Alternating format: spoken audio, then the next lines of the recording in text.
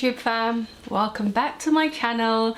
I don't know if you'll be watching this video first or second. I've recorded two videos and I'm gonna do the introduction again just because I think if I post this video first, then I don't want it to be out of context. So if I'm posting this video first, then it's been a while. It's been like a very long while since I was on here and I'm so pleased to be back. I have so much that I would like to share and I am just going to jump straight into it. If you're new to my channel, my name is Natalie, welcome. I post Christian content and if you're here because you searched for something and found it, then praise God. And if you're returning, then welcome back. Good to have you here again. I was going to say good to see you, but I can't actually see you, but good to be seen because you can see me. Woohoo. Okay, so before I start the video, just a very quick introduction. It's been a while since I've been on here, like I said, and there's been a lot that's happened. One big major change in my life has been the addition to my household. Marley, who I'm going to bring on in a second. Marley joined my household a few months ago and he's still a puppy, so there's a lot going on. I'm not going to explain too much because if you've watched the first video that I've posted or you're watching this as the first video, there'll be another video that explains everything else, but I'm just going to show you him so you know what he looks like. This is Marley, everybody. Oh, he smells like baby fresh powder because he had a bath today, so he's extra fluffy ears. Your face, whiskers, hair is all out of shape because he has been sleeping all afternoon. We went for an extra long walk by the river today. So everyone meet Marley. Oh, are you smiling? So this is Marley and we love Marley. So I hope you guys love him too. He is totes adorbs. Today's video, I have been pondering over this for a while in various forms, and there are different things about this particular topic that occur to me at different points in my life, and I'm hoping that I can highlight some things that you might find useful as well. And actually, I don't think I've exhausted this particular topic, so if as you're listening to this, if you feel as though actually there is something I can add to this, then please feel free to share in the comments. You know, I'd love to learn your perspective and your understanding, maybe of the scriptures that I'm going to share, but also just, you know, other reference points from the Bible that you might have that I've not included in this. So this is by no means exhaustive in terms of a list. It's simply the things that I've learned based on some of the reference points that I will be sharing. So let's get into it. One of the things I wanted to talk about today is location. There used to be a TV program about location and I think it was something to do with houses. This is not to do with houses, but it's even more important than houses. Could be related to houses if you wanted it to be. I wanted to talk to you about location because I think I've seen through several reference points in the Bible, which I'll share some of them with you in the video, lots and lots of significant events that are based very much on location. And I think every now and then we need to just take stock of where we are in our lives and do kind of a spiritual audit, if you like, of where we are, of the places we've been, the places we want to go, and just really sense check, am I headed in the right direction? You know, where am I coming from? Where am I now and where do I want to go?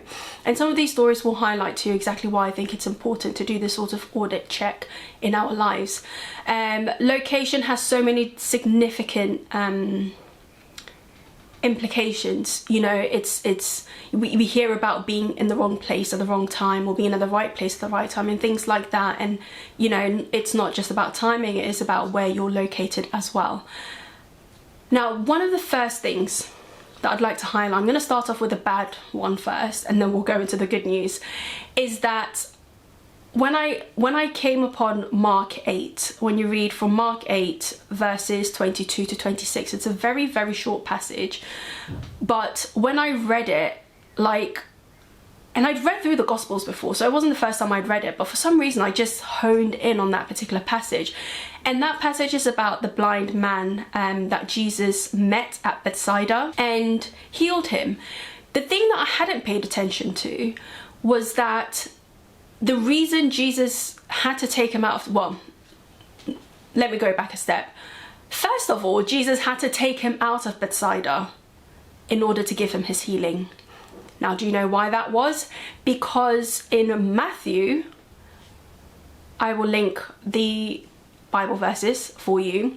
In the book of Matthew, Jesus had actually condemned Bethsaida to judgment, because Jesus, as we know, as part of his ministry, traveled to different towns to reach out to the people he'd been called to, the Jews of those times. And Bethsaida was one of the towns that Jesus had visited and you know, gone to spread the gospel, and they basically rejected it and hardened their hearts against the message of salvation that he was bringing. The blind man happened to be in that place of judgment. Now, could you imagine the lives of the people who lived in Bethsaida at that time? They would have been in absolute despair. There would have been many who maybe were not part of the crew that had hardened their hearts, like, you know, the blind man that Jesus encountered. But unfortunately, because of the general proclamation of judgment that had gone out against the town, they were all swept up in it, and actually that meant that was it. There was no access to any sort of healing or deliverance or salvation for them. And thank God that Jesus encountered the blind man and had compassion, as Jesus was so often driven by compassion. Jesus found a way around the judgment, because Jesus couldn't lift the judgment that had been set against Bethsaida. So Jesus said, I can't heal you here because of the judgment that stands against this town, but what I can do is take you away so you can receive your healing. So as soon as they stepped out of the town, the blind man was able to receive his sight. When I read it, I was mind blown. I was just like, oh my God, where we are matters so much in life. And naturally, you know, we'll think about the physical location, and I do want you to consider the physical location, because as much as we know that there are things not driven by flesh and blood matters, we cannot ignore that the flesh and blood, the physical world that we live in, is a result of things that have happened spiritually. So in the case of Bethsaida, Jesus issuing a judgment against that town manifested in the physical, in the sense that they weren't able to receive their healing, or the blind man in this particular case wasn't able to receive his healing. Now, you could probably already guess what my next example is going to be, and yes, Sodom and Gomorrah. That town was also subjected to judgment, and it took the mercy of God, Abraham's pleading, and the help of angels to deliver Lot and his family out of the town that was destined to be burnt and razed to the ground. Think about the people who were in that time. Imagine being in a place that's been condemned by God, and we know that once God has issued a word, it cannot be taken back. Once God has issued that decree of judgment, or even mercy in some cases, but in this particular case of Sodom and Gomorrah, it was a proclamation of judgment. There was nothing they could do. The angels had to execute, and they did. And again, thank God for the grace of God that allowed Lot and his wife and his family to get out of there. Although, you know, sad about what happened to Lot's wife when she turned back to look back at the town against the instructions of God. And that leads me to my next point number 2 about locations. Locations can actually be such a huge blessing, full of favor, full of God's, you know, promises and fulfillment for your life. And I've got so many examples of those as well, but I'll only share 2 with you for the purposes of keeping this video short. Number 1 was Abraham. So in the book of Genesis, when God says to Abraham, I want you to leave this country, I want you to leave your father's land, and I want you to go somewhere new, somewhere that I've prepared for you, for all of your generations, that the nations that are going to be born out of you. I have prepared a special place for you.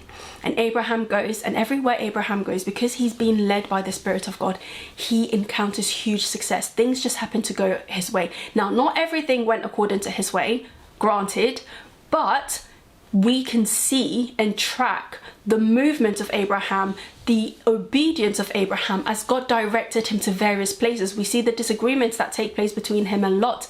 And, you know, Abraham says to Lot, you choose a place. And then, you know, Abraham says, I'll take whatever you don't take.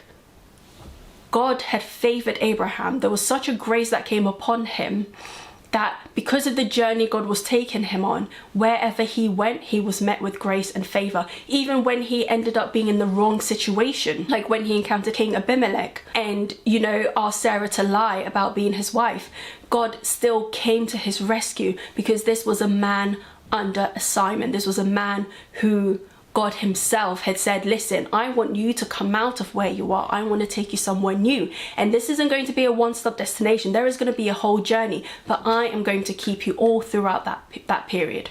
So you might be in a period in your life where you find yourself moving from pillar to post and you're thinking, oh my gosh, where am I going? Where am I going? Where am I going? Trust God.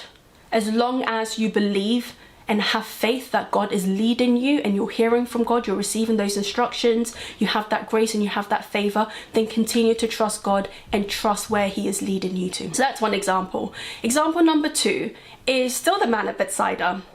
Okay, because even when Jesus found him in a place that had been condemned to judgment, Jesus was able to draw him out of that place and bring him into a new place where he could receive his blessing. Isn't that wonderful? One little move of God located him out of judgment and into healing. And God is still in the business of moving things around, of moving us around. If only we will trust him, if only we will yield to his leading, if only we will pay attention to the things that are happening around us, not take for granted the places that we go, the places that we stay, the places that we work. If we will only not take those for granted and pray earnestly to God and say, God, I just want you to show me what is happening around me in this place. As long as you pray, if you believe in what you're praying, then God will answer that prayer. Ultimate definition of faith. And then the final thing that I want to share with you about location is that location can actually, in some cases, just reveal the states of our hearts. It can reveal just where we are in life in general. Okay, so if God allows you and gives you the ability to discern when you observe others around you or even observe your own life, you may be able to reach a conclusion about what God is doing in your life based on where you are at that particular point in time. I'll give you an example of that. Jonah. I love the story of Jonah because I genuinely feel like every year I have a Jonah experience where, okay, I don't spend 3 days in the belly of a whale because I don't think that happens anymore, but I do wonder what it would be like. Anyway, Jonah was on a boat because he had literally, from the start of that book, you see him running away because God has given him what he believes to be a difficult assignment. And so rather than face the assignment that he's been given, he decides, do you know what? I'm going to outrun God. Anyway, so Jonah ends up on a boat. So the captain and his men cast lots to try and figure out where this, I guess, bad luck is coming from. And lo and behold, they figure out it's Jonah. And Jonah was the cause of all their troubles because he happened to be running away from his assignment. And so Jonah, by the sheer act of him running away from his assignment, had brought a sort of judgment on these people because he was acting in disobedience. And sometimes that happens in our lives too. We make choices, we make decisions that get us to certain locations, and then we stop and we think, oh my gosh, like things around me are just not working out and I don't seem to be going anywhere. And even this location that I'm in, like nothing's working the way it's meant to. Like I thought I had, successfully put all of this behind me. Like I don't want to do what God is saying I should do. In fact, I'm not sure that God has even told me to do what I thought he said I should do. I'm just living my life. And yet you happen to have just chaos around you. You happen to have things that just, like, it is just not working. So that's one way, or one example I know from the Bible where our location can actually reveal the state of the things in our hearts, in our lives.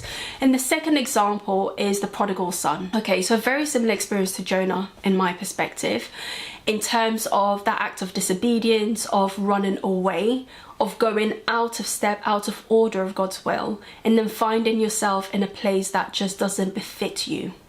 So you end up in a place where one day you wake up and you're in a pigsty, basically about to become pig's food, or maybe even about to eat pig's food because there's nothing else around for you to eat. And so the prodigal son wakes up, comes to his senses and realizes, I don't belong here. He realizes the state of his life, his physical environment became a reflection of the inner turmoil that he was experiencing. And thankfully he was able to come back to his senses and realize that I do not belong here. I have a father who loves me. I have a brother who loves me. I have someone to go back to. I have a different place that I need to be at. and it's not a pigsty. And he looks around him, and I can't imagine the thoughts that must have been going through his mind when he realized that I'm just not meant to be here.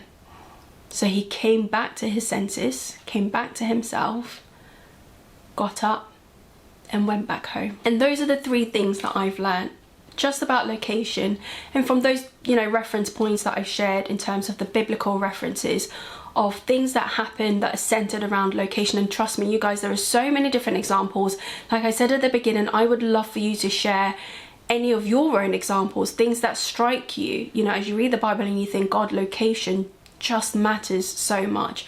And as you watch this video, you know, I pray that you will have an encounter like Jacob had so many encounters at different meeting points where he would set up altars because of his encounters and experiences with God. I pray the same for you, that wherever you are in your life, whatever it relates to, where you think something just doesn't feel right about where I am, I just want to pray for you this evening, this morning, afternoon, whenever you're watching this, that God will encounter you at that very place where you need him the most, and God will reveal to you the things that are hidden, the things that maybe don't make sense to you, the things that you might have missed, the things that maybe you haven't paid attention to, or the things that we just don't know about.